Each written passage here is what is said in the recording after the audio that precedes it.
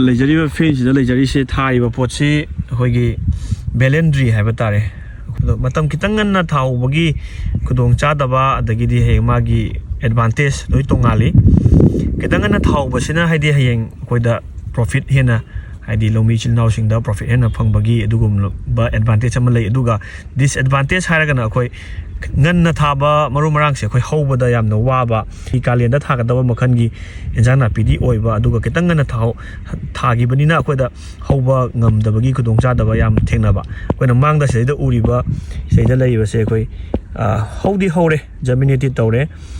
adubu haidi masamu yam to dona phaba oidaba segi condition se lei ayamana se leiba sing se haidi masamu phadaba haitare masa punam se khoi machu yellow color ka khalaga coffee suja hana kitang henjan leiba fungus ta sanba aduga germinate tawre adubu phajana hogat pangam da bai batare adu sigi condition sida akoina matau karamna haidi pambi se fan ga dage hai tar gadi leina tina dagi ngak thok dage hai tar gadi mara hida ta thana ba hai batare ko tin dagi abadi coffee suja dagi ngak thok na ba akoina ngasi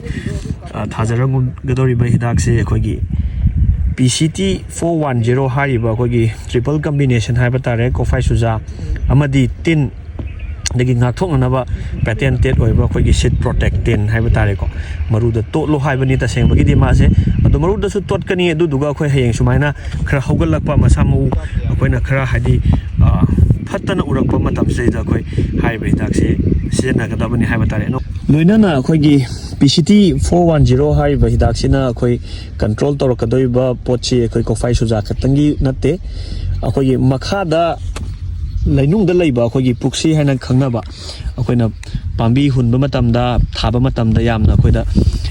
फगला अकांदसु याम लाइना हेक्ता अदु मांगहन मंगंबा पुक्सी को लैनुंगदा लैबा पुक्सी अदगिदी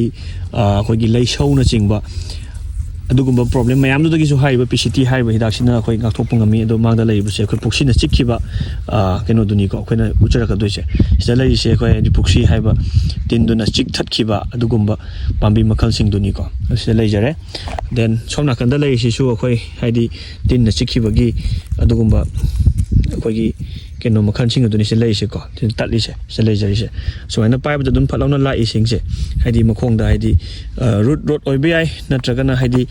stem rot ओइबे नत्रगना फ्लिप अखोयना सिंगनाजबदा सिंगसे पुक्सीना चिक्खिबगी सिम्टोम ओइबा हाइतारे अदुना हाइबा PCT हाइबे दाक्सी मल्टी प्रोटेक्टेंट ओइबा हाइबा तारे तीन दगिसु गाथोपंगमी अदुगा कोफाई सुजा दगिसु गाथोपंगम हिदाक तुनेबको अदुगा अखोयना कापचगदोइबा फैदोमसी हाइबदी सोमनाकन फैदोम आइगी ओइरोमदा लैबा फैदोम 1 2 3 को 4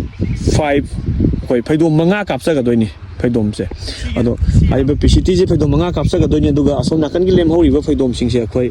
PCT से कापपैदोइनी को अदो अनि सिगी खेनाबा डिफरेंस से यंगमिनासे मैम हाइदि हिदाकसिना कयाम कंट्रोल तोगे हाबदो अखोय रिजल्ट्स लोबा लाक्चरकांदा मैम दा दुम अखोय